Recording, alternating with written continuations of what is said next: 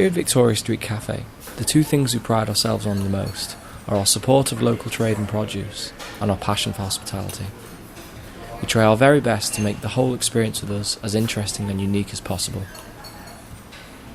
Most of our customers here at Victoria Street Cafe are big foodies, so we tend to get a lot of questions about some of our more interesting dishes. One of the dishes we get asked about the most is our black pudding.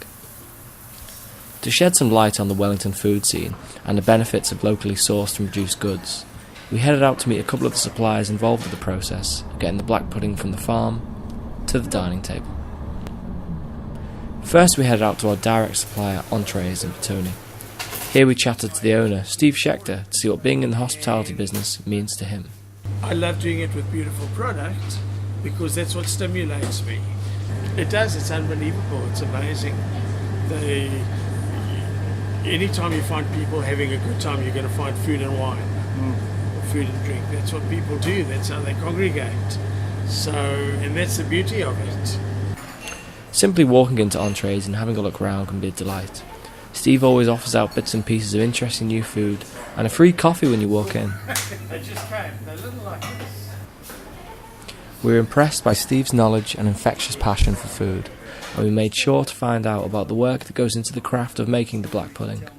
Maybe. So yeah, one of our customers wanted a special black pudding, something really good, and we approached Gordon, and this came from his original bloedwurst, which is Dutch for blood sausage, Fantastic. if you will, and he tweaked it for us a little bit. They needed a little bit more spice, so it had some chili and some cumin added, and it's been the same way ever since. Excellent.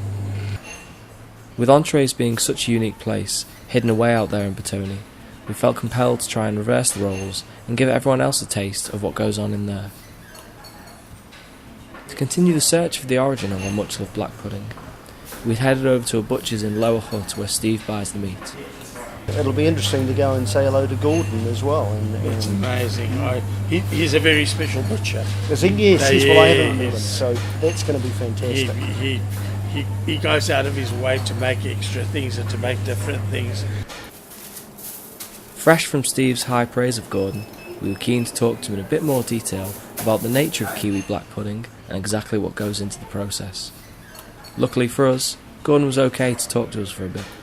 Chilies and cumin or something like that you added to it, was that about That's it? right, yeah. And then it became what it is? Yeah, well, I still sell the original one as well, Oh, I see. alongside that one. Right. Yeah. Fantastic. So what do you actually call this one, the one that we use? What's the official name of it? Well, I just call it spicy bloedwurst, really. Right. The main reason, the main difference between our black pudding here in this country and an English black pudding is theirs doesn't contain any meat product. Their black pudding, well, it's fat. Yes. It's fat. Yes. Fat, diced up fat, and then you've got your cereals and barley and so on. Right. And spices and Yes. but it doesn't actually have any pork in it like our one does. Right.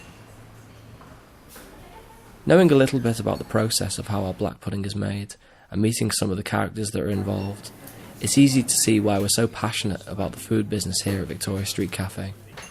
We're spreading the good word that locally sourced, sustainably farmed kiwi produce is something we care deeply about. All that's left is to come in and try the dish.